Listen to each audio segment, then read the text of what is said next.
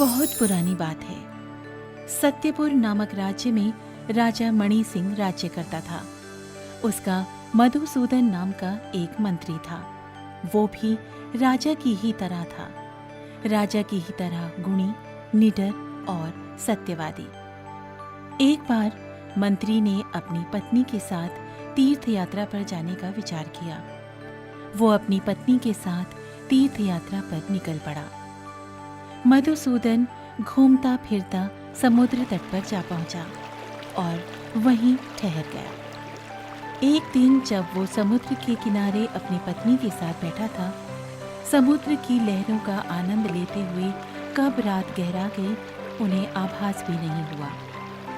पूरा चंद्रमा खिला हुआ था। आधी रात के समय वहां उसने एक विचित्र सा दृश्य देखा। उसने देखा कि समुद्र में से एक बहुत ही खूबसूरत वृक्ष उगता हुआ चला आ रहा है। वो वृक्ष जगमगाती रोशनी में नहाया हुआ था। उस पर हीरे मोती इत्यादि हल्के रूप में लगे हुए थे और अपनी आभा बिखेर रहे थे। वृक्ष की शाखा पर एक बहुत ही खूबसूरत कन्या हाथों में वीणा लिए संगीत की मधुर लहरियां वातावरण में बिखेर रही थी। मंत्री मधुसूदन मंत्रमुग्ध सा उस दृश्य को निहार रहा था। उसे ऐसा लगा जैसे वो स्वर्ग के नंदन वन में घूम रहा हो। वो किसी अप्सरा के सामने जा पहुंचा हो। इस दृश्य को देखकर वो तुरंत अपने राज्य की ओर लौट पड़ा। मधुसूदन के मन में अंतर्द्वंद चल रहा था कि वो राजा को बताए या ना बताए, क्योंकि वो स्वयं उस सुंदर कन्या के ऊपर मुग्ध हो चुका था। लेकिन वो क्योंकि झूठ नहीं बोल सकता था, इसलिए उसने राजा के ये पूछने पर कि वो जल्दी वापस क्यों लौट आया, उसने राजा को सब सच सच बता दिया। महाराज, समुद्र तट पर मैंने एक ऐसा अलौकिक मंजर देखा है कि मैं स्तंभित हूँ। वहां मैंने समुद्र के बीचों बीच एक वृक्ष देखा महाराज। क्या? समुद्र के बीचों बीच वृक्ष? राजा मणि सिंह ये सुनकर चौंके। क्या कहते हो? मधुसूदन बोला, हाँ महाराज, ये सत्य है। आगे मधुसूदन ने जो कुछ भी अपनी आंखों से देखा था वो सब राजा को कह सुनाया। ये सुनकर राजा भी विस्मित हो उठे। उन्होंने पूछा, ये किस समय की घटना है मधुसूदन? महाराज, उस समय लगभग रात के 12 बजे होंगे। बात अविश्वसनीय थी, किंतु फिर भी राजा मणि सिंह अपनी उत्सुकता को ना रोक सका। उसी समय उसने उस समुद्र तट पर जाने का निर्णय लिया। अपने घोड़े पर बैठ राजा पहुंच गया मंत्री मधुसूदन के बताए समुद्र तट पर। 12 बजे के लगभग वो समुद्र तट पर था और उसके सामने वैसा ही दृश्य उपस्थित हुआ जैसा कि मधुसूदन ने उसे बताया था। जैसे जैसे वृक्ष ऊपर आ रहा था, उसकी धड़कन बढ़ती जा रही थी और उस सुंदर कन्या को देखकर राजा मणि सिंह तुरंत तैरकर उस वृक्ष के पास जा पहुंचा और जैसे ही उसने उस सुंदरी को पकड़ना चाहा, वो समुद्र में कूदकर भागने लगी। मगर राजा ने उसका पीछा करके उसे पकड़ लिया और कहा, कन्या, तुम कौन हो? किस लोक की परी हो? मैं तुम्हारे साथ विवाह करना चाहता हूं। कन्या ने कहा, महाराज, यदि आप मुझसे विवाह करना चाहते हैं तो आपको पूर्णमासी की रात तक प्रतीक्षा करनी पड़ेगी। राजा मणि सिंह ने पूछा, पूर्णिमा की रात का ये क्या मामला है? कन्या बोली, आप स्वयं ही देख लेंगे महाराज। मणि सिंह के पास पूर्णमासी की रात की प्रतीक्षा के अलावा कोई दूसरा विकल्प भी नहीं था। जब पूर्णिमा की रात आई तो राजा ने देखा एक विशाल काय राक्षस है। आते ही उसने सुंदरी को छूना चाहा। राजा उसकी इस हरकत को देख रहा था। उसको राक्षस का सुंदरी के साथ इस तरह का व्यवहार बड़ा ही अशोभनीय लगा। राजा ने अपनी तलवार म्यान से बाहर निकाल ली और उस राक्षस को युद्ध के लिए ललकारा। राजा मणि सिंह की ललकार सुनकर वो राक्षस तुरंत ही उस पर झपट पड़ा, लेकिन राजा ने अपनी तलवार से एक ही वार में उसका सिर धड़ से अलग कर दिया।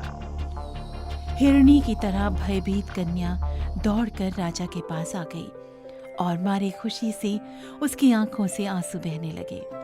राजा ने पूछा, अब बताओ, पूर्णमासी की रात का ये अनोखा वृक्ष, ये दैत्य, इस सब का रहस्य क्या है? तब वो कन्या कांपते स्वर में बोली, महाराज, मैं पूर्णमासी की रात इस राक्षस के अधीन हो जाया करती थी। मुझे श्राप मिला हुआ था महाराज। राजा ने पूछा, ये श्राप तुम्हें किसने दिया? तो सुंदरी ने बताया, ये श्राप मुझे एक ऋषि ने दिया था महाराज। एक बार इसी वृक्ष के नीचे मैं बैठी हुई थी। उनकी अजीब सी दाढ़ी और जटा, ऐसे बाल देखकर मैं उन पर हंस पड़ी, जिसकी वजह से वो मुझसे क्रोधित हो गए। तब उन ऋषि ने मुझे ये श्राप दिया और मैं बहुत देर तक उनसे माफी मांगती रही, रोती रही। तब उन्हें मुझ पर दया आ गई। कुछ देर बाद जब उनका क्रोध शांत हुआ तो उन्होंने मुझ पर कृपा करके एक वरदान दिया कि एक दिन एक वीर पुरुष आकर तुम्हें राक्षस के चंगुल से मुक्ति दिलाएगा। और उसी दिन से आज तक मैं हर रोज समुद्र से निकलकर कल्प वृक्ष के ऊपर बैठकर उसी राजपुरुष राजा की प्रतीक्षा कर रही हूँ। उसकी आप बीती सुनकर राजा उसे अपने महल ले गए और धूमधाम से उसके साथ विवाह किया। राजा ने मंत्री मधुसूदन को बहुत सारा पुरस्कार दिया और धन्यवाद दिया। चमत्कारी जिन। एक लड़का था, वो अनाथ, उसका नाम था अनूप सिंह। वो था तो बहुत समझदार, लेकिन उसने कई जगह नौकरी करनी चाहिए पर उसे नौकरी नहीं मिलती थी। धीरे धीरे उसको चोरी करने की आदत पड़ गई, लेकिन वो पूरे दिन में चोरी करके जो कुछ लाता उसमें से अपने घर का खर्चा निकालकर बाकी सब अपने जैसे गरीब और अनाथ बच्चों में बांट देता था। वो सोचता था कि मजबूरी में कहीं उनको भी चोरी करने की आदत न पड़ जाए। बहुत समय बीतता गया। एक दिन जब वो चोरी का सामान देख रहा था, तभी उसे एक मखमली डिब्बा दिखा।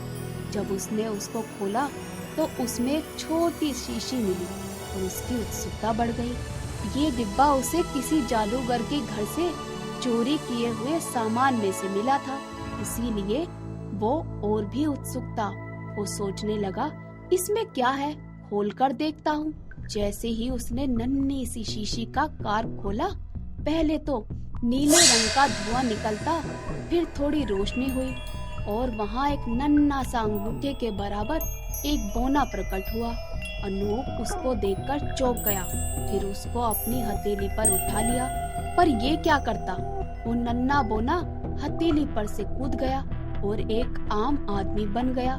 उसने अनूप को बताया कि उसको जादूगर ने जादू से नीली शीशी में बंद कर दिया था, लेकिन जैसे ही तुमने मेरा स्पर्श किया, मैं अपने असली रूप में आ गया। अब तुम मेरे मालिक हो और मैं जीवन भर तुम्हारा गुलाम रहूंगा। बस तुम उस जादूगर के पास मुझे कभी मत भेजना। अनूप सोचने लगा, जिन मेरे किस काम आएगा। उसने पूछा, तुम क्या कर सकते हो मेरे लिए? जिन्न बोला, मालिक मुझे रहमत कहकर बुलाते हैं, आपको जो चाहिए वो सब आपके सामने हाजिर कर दूंगा।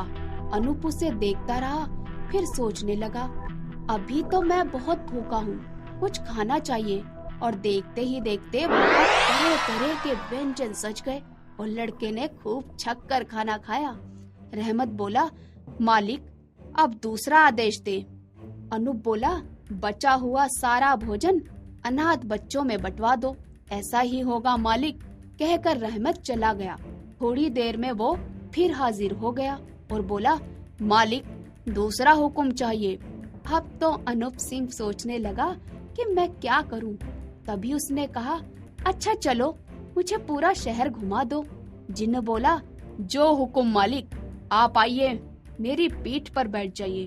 पहले तो अनूप सिंह डर रहा था, लेकिन जैसे ही वो जिन्न की पीठ पर बैठा, जिन्न हवा में उड़ने लगा। तब अनूप सिंह को बहुत मजा आया और उसने कहा, मुझे राजा के महल के पास ले चलो और राजकुमारी की खिड़की के पास उतार दो। जिन्न ने पहले से ही उसके लिए वस्त्र और आभूषण मंगा लिए थे और जिन्न ने वैसा ही किया। अनूप सिंह जब कभी महल के सामने से जाता था तो राजकुमारी को खिड़की पर खड़े देखता था। आज जब वो खिड़की के पास पहुंचा, तब राजकुमारी सो रही थी। वो तो उसको देखने में इतना मग्न हो गया कि उसे समय का ध्यान ही नहीं रहा। उसे देखता रहा। जब पीछे मुड़ा, जिन्न ने पूछा, अब कहाँ चले? वो बोला, अब सीधे घर चलो। लेकिन घर जाकर वो बहुत उदास होकर बैठ गया। जिन्न ने उससे पूछा, क्या बात है? उसने कहा, मुझे वो राजकुमारी बहुत पसंद है। जिन्न ने कहा, कोई बात नहीं, मैं तुम्हें उससे मिलवाने रोज ही ले चलूंगा। अब उसका रोज यही नियम बन गया। वो रोज खिड़की के सामने जाकर खड़ा हो जाता। एक सप्ताह बीते। एक दिन राजकुमारी ने उसे देख लिया और वो उस पर मुग्ध हो गई। उसको अंदर बुलाया। अब वे दोनों खूब सारी बातें करते। एक दिन राजकुमारी बात करते करते उदास हो गई। लड़के के पूछने पर उसने बताया कि उसका विवाह बचपन में ही उसके पिता ने एक मित्र के बेटे विक्रम सिंह से तय कर दिया था, लेकिन वो ये विवाह नहीं करना चाहती थी। तब अनूप सिंह ने कहा, तुम अपने पिता से विवाह करने को मना कर दो। उसने बताया कि विक्रम सिंह बहुत ही ताकतवर और घमंडी इंसान है, लेकिन उसके पिता की मजबूरी है कि उसके पास बहुत बड़ी सेना है, इसीलिए वो उसका विवाह करना चाहते थे, ताकि जब जरूरत हो तो उसकी सेना काम आ सके। अगर उससे विवाह नहीं होगा तो वो हमारे राज्य पर आक्रमण कर देगा।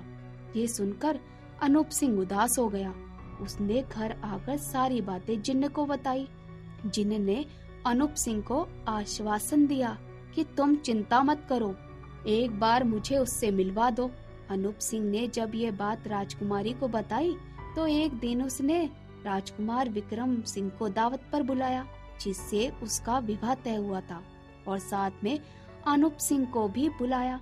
राजकुमारी का मंगेतर अनूप सिंह को देखते ही आग बबूला हो गया। तभी जिन्न प्रकट हुआ। उसने कहा, तुम्हें जितनी भी सेना भेजनी है भेज दो, युद्ध के लिए हम तैयार हैं। राजा को जब मालूम हुआ तो वो बहुत घबरा गए, लेकिन अब युद्ध का बिगुल हो चुका था। दोनों तरफ की सेना मैदान में थी। उस राजकुमार विक्रम सिंह की विशालकाय सेना को देखकर राजा की सेना के तो पसीने छूट गए। लेकिन जैसे ही सेना मैदान में आई, सबसे पहली पंक्ति में जिन्न आकर खड़ा हो गया। दूसरी विशालकाय सेना को देखते ही उसने फूंक मारी और पूरी सेना ही हवा में कलाबाजियां खाने लगी। सब तितर बितर हो गए। दूसरे दिन राजकुमार विक्रम सिंह स्वयं सेना लेकर आया। अब की बार तो जिन्न ने ऐसी फूंक मारी कि सब जाकर पेड़ों की डालियों में अटक गए। विक्रम सिंह चिल्लाने लगा, बचाओ बचाओ। जिन्न बोला, अपनी हार स्वीकार करो पहले।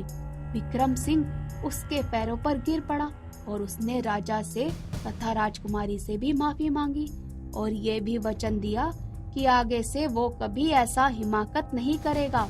राजा बहुत प्रसन्न थे। उन्होंने राजकुमारी का विवाह अनूप सिंह से कर दिया। जिन्न के इस चमत्कार से सब खुशी खुशी रहने लगे। अनूप सिंह जिन्न से बोला, मैं तुम्हें अब आजाद करता हूँ, तुम जाओ। लेकिन जिन्न ने कहा, नहीं, मैं तो आपका गुलाम हूँ, मैं हमेशा आपकी सेवा में हाजिर रहूंगा। हाँ, बस आप ये ध्यान रखिए, आपको जब भी मेरी जरूरत हो सिर्फ 3 बार ताली बजाइए, मैं तुरंत हाजिर हो जाऊंगा। अब अनूप सिंह भी खुश हो गया। राजकुमारी के साथ खुशी खुशी अपना जीवन बिताने लगा और जिन्न भी अपनी दुनिया में चला गया। अनूप सिंह को जब भी उसको बुलाना होता तो वो उसके सामने हाजिर हो जाता। लेकिन अब वो किसी का गुलाम नहीं था, बल्कि उसका सच्चा मित्र था।